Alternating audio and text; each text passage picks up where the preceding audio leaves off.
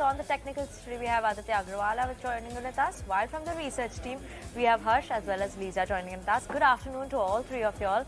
And let me start with the first stock. HG Infra is the stock that we're talking about. This one is in focus on the back of an order win. Actually, they've been declared as an L1 bidder by DYCE for the redevelopment of the Kanpur Central Railway at a project cost of 655 crore rupees. Now, do not forget that last week also HG Infra had said that it had been declared as an L1 bidder for a project by Energy as well, and that was around 998 crore rupees. So, a lot of order wins coming in the recent times. HG Infra is in focus today as well. Yes, given up those morning gains, but still holding on to 0.5% gain in trade. All right, let's move on. Let's talk about Bandhan Bank, and this one has been in focus since the word go. 3.5% uptick is what this stock registered when it opened up for trade. That marked the highest level since March 15th for the counter. Also remember that this is the sharpest intraday percentage gain since Feb 6th, and the stock is on track for a second consecutive session of gains. The bank has said that they've approved the transfer of 2,614 crore rupees loans outstanding and 2,316 crore rupees worth of non-performing assets from the banking units to ARC. They've also added that it has received binding bids of around 369 crore rupees for the written-off portfolio and 371 crore rupees for NPA portfolio on security receipts consideration basis. Remember that you have multiple brokerages that continue to be continue to have a positive stance on Bandhan Bank. But today the stock is holding on to very strong gains, 3.9% uptick, Avan. Yep, that's the stock to keep on your radar. Bandhan Bank up and away in trade. Our systems then, it's a mid-cap stock that's in focus in trade today, as you've got the private equity major Blackstone that has actually gone ahead and sweetened their delisting offer, so that now it's going to be increased, the offer price for our systems, to 262 rupees per share versus 246 that had been given earlier. At the same time, they've also revised downward the price that they're going to pay to the promoters for acquiring that 51.6% stake that's held by them. Remember, they had struck the deal to acquire promoter shares at 245 rupees per share. They were paying a total of 1,497 crore rupees. Now, under the revised price at 244 for one tranche and 227 for the second, the considerations for the promoter stake will be at about 1,436 crores. The delisting plan involves an offer to buy about 57 million shares from the public shareholders, and at the revised offer price, they'll end up paying 1,497 crore rupees to the public shareholders, up by about 91 crore rupees from what the previous offer had been. 258 is where our system is currently trading. Yeah, Aditya, coming to your first stock, Aurobindo Pharma, this one obviously we all know has not done anything for the longest period of time, 1 year, 2 year, 5 years. Negative returns is what we have gotten from this one. Finally, a turnaround that we should be expecting from Aurobindo Pharma, and a shot of green is what we're expecting. Good afternoon, Vinny, and thanks for the show. Good afternoon to everybody else as well. Yes, I believe it's time for Aurobindo Pharma to actually start inching higher after dismal performance for the entire last year in the first half of 2023. Approaching 200 DMA, which is close to about $500. So I believe there is a decent upside in the stock even from current levels. Stock should definitely test its 200 DMA, which is placed at 500. Traders can go ahead and buy at current levels, look for at least a target of 500. Once it starts to trade beyond 200 DMA, then I believe there is more room on the upside. But for the moment, I will stick with 200 DMA. But decent upside still. So 500 will be the target on the upside. With the stop loss closer to about 460, looks like a good bet. Let's talk about Sula. Lisa, this one is sipping on to very good gains today. Morning trade, it soared as much as 9% and touching a high of around 371 per share. Well, this leading wine producer, it is in focus on the back of a brokerage note which was released by CLSA. They're quite bullish on the stock, and they've given a target price of around 475 per share, which entails an upside of around 30% from the current market price. Well, CLSA believes that Sula is well placed to leverage the global consumer shift towards the low alcohol beverage segments in which Sula is present, and the EBITDA margin were at around 29% in 9-month FY23 versus 25% in FY22. And the strong EBITDA margin profile that gives Sula the ability to invest in categories which will drive the growth going forward.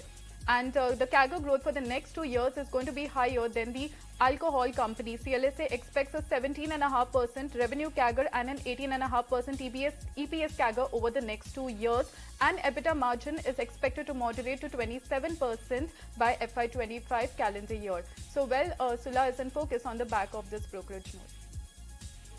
All right, Sula is a stock to monitor, but moving right on then to stock number 6, let's discuss AB Capital. And Aditya, what is one advice, given the fact that we've seen in the last 1 month it moving steadily from the 140 mark to 156, how much further do you see AB Capital headed, and would it be a buy even at the current price? I think so. It is one of those stocks which has actually moved smartly in past few trading weeks, in fact, past few trading months, if so to say, and bucked the market trend, which was correcting. So even at current levels, I believe one should latch onto the stock. Beyond 159, stock is good to test levels of 170 and beyond. It's a trendline resistance. So once it breaks out of that hurdle of 159 on good volumes, I wouldn't be surprised if stock tests 170 and beyond as well. Look at the volumes in the recent up moves and in trade today as well, healthy volumes. So that clearly confirms that the up move is here to stay. Traders should definitely look at AB Capital adding on to their portfolio and as a trading bet as well. In the next few trading sessions, I do believe stock should test levels of 165 to 170 easily. And RSI too is in confirmation with the uptrend that the stock is posting in trade today. The stock to touch around 165 to 170 is what the target is. What Aditya is giving, Vinny. Absolutely, we'll keep an eye on that one. But let's move on and Harsh, Ashiana Housing, that one is in focus, buzzing in trade in the last couple of sessions and even today. Well, yes, Vinny, good set of numbers declared by Ashiana Housing. Let's try and pull it back a little bit. The guidance or the expectation with regard to book value or annual booking value, if I can call it, was 1100 crore for FY23. They've come out and they've announced that the total booking value for 23 up to 20th March stood at 1280 crore rupees. So that's definitely a plus. It's a solid 10+% higher than what was earlier anticipated. Also, they have said that they've received 351 expressions of interest in phase 2 of Ashiana Amara, which is their project in Gurugram, for 224 units and having a tentative sale value of around 300 crore. So you add that up, that will probably get recognized in April of 2023. That's what's been disclosed. So when you add all that up, there's a healthy pipeline as well, and on the back of that, the stock is up a solid 8.5% in trade.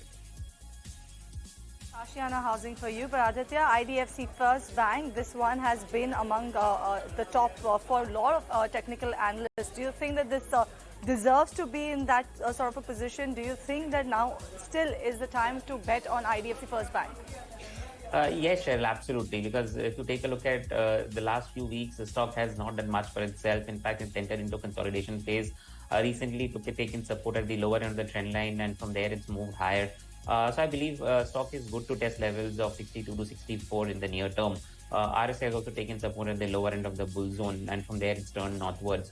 So clearly, there is more room on the upside for the stock, and the up move that we had seen in the first half of 2023, I don't think so. It's going to die down so soon. After the consolidation phase, up move will resume soon, and 62, 64 is easily achievable on the stock. So one should look at adding IDFC First Bank onto the portfolio. Keeping an eye out on IDFC First Bank. Moving on, we have TVS Electronics. Now, this stock is in focus because they met with ICICI Direct, and there are some key highlights that are coming in from this meet. Now, what we understand is that ICICI Direct says that the company is actually planning to strengthen its offering from only hardware devices to bundle offering of hardware devices along with software solutions as well. And given this shift, they believe that the management will further aim to increase their wallet share of the existing customers and acquire new customers as well. Furthermore, the company is looking to strengthen its forays into the bundle services, and TVS Electronics acquired two companies, namely Swiftomatic as well as GTID Solutions as well. Now, according to the management, going forward, the customer service segment will be driven by the B2C segment, wherein the company will provide repair services to consumer directly.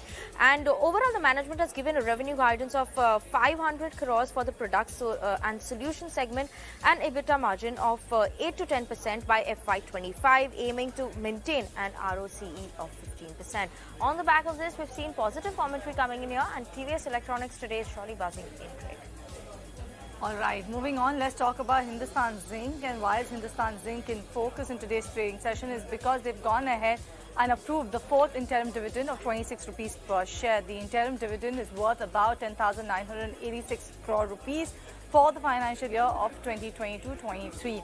Investec also has come out with a note on Vedanta as well as Hindustan Zinc, where they've downgraded Vedanta to a sell from a hold rating. They've cut the target to 220 rupees per share from 290 rupees per share, while on Hindustan Zinc they are maintaining a sell stance and they've gone ahead and cut the target price to about 270 rupees per share from 280 rupees per share. They are saying that Hindustan Zinc's bumper payout could be its last, as its values, as its vaults now run dry, and incremental payouts depend on earnings that in turn depends on the commodity cycle. But however, post announcement of the interim dividend of 26 rupees per share, you can see the stock being excited in trade today. 2.5% uptick coming in for Hindustan Zinc. All right, time to slip into a very short break right here on the show, but the countdown continues on the other side of Market Fatafa. Don't go anywhere.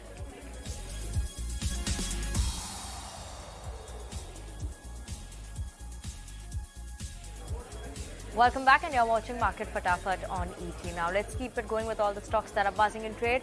And Aditya, West Coast Papers is a stock that you've picked out for us today. Already seen a very good run up in the last 1 year. Would you still say there's more upside left for this one, or is it the time to start booking your profits?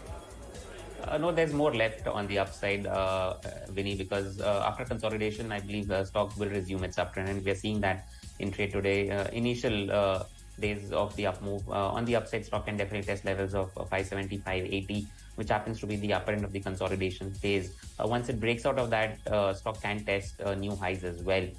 It preempt to say that it would test new highs. At the moment, I would stick with 570, 580 on the upside. Traders can definitely look at buying at current levels. There are multiple reasons, higher highs, higher lows continuously on the stock.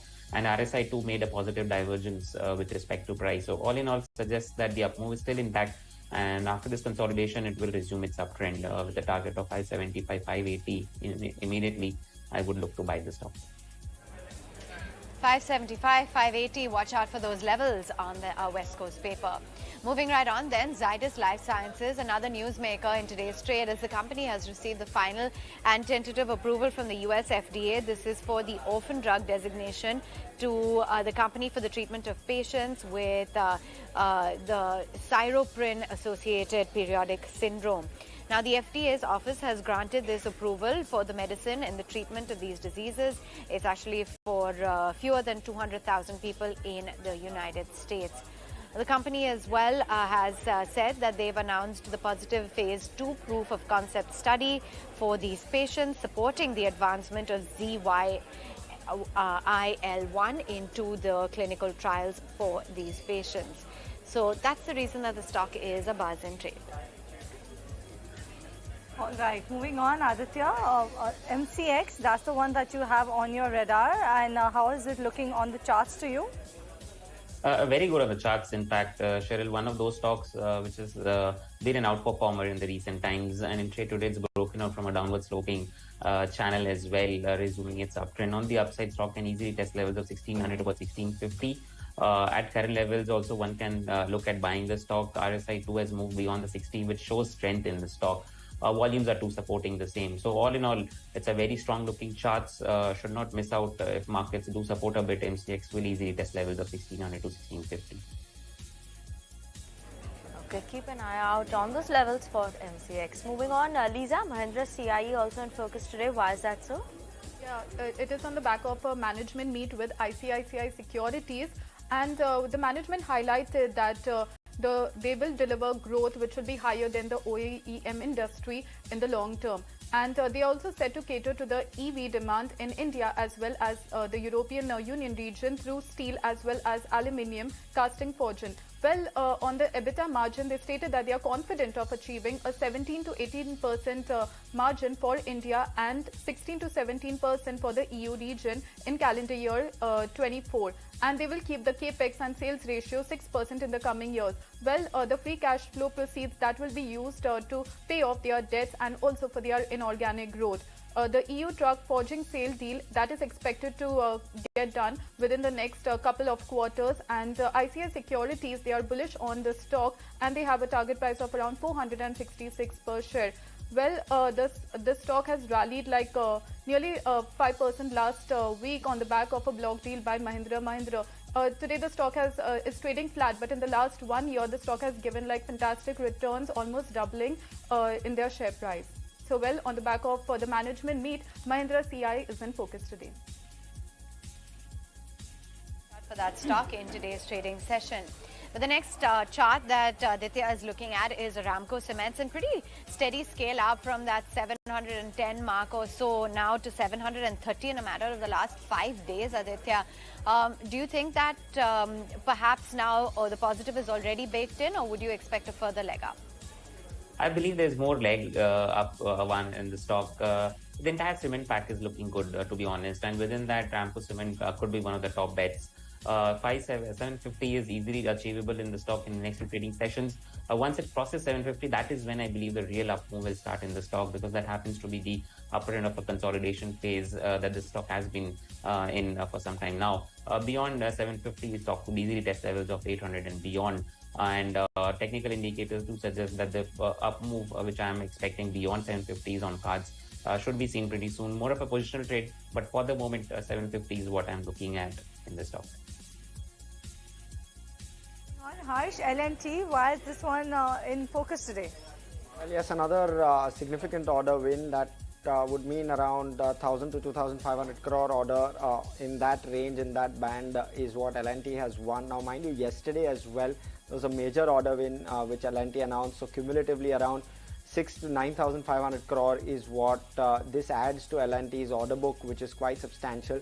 And you can see that the stock has moved higher, of course, on the back of a good market as well. But the stock is moving higher on the back of that, 3% higher. And pull up the charts for Axis Bank. Aditya, what are they looking like? What are the levels that we should be keeping an eye out on? After a recent correction, I believe it's time to look at Axis Bank again. Was one of the top performers recently, then one went into a consolidation phase, a corrective phase to be precise, and recently tested the trendline support of that breakout, the big breakout that the Axis Bank had posted. Now at current levels offers good risk to reward ratio. One can buy at current levels, look for a target of 880 to 900 on the upside. Today in trade, it's broken out from a falling wedge pattern as well. So supports a bullish up move from current levels. It's a low hanging fruit. So definitely one should look at buying Axis Bank, adding on to the portfolio as well, because I believe the correction that was due in the stock is done now. A lot of these private sector banks are looking attractive according to our experts, and that's Axis Bank for you on the charts. Time to slip into another quick break right here on the show. Stay with us for more on Market Fatafat.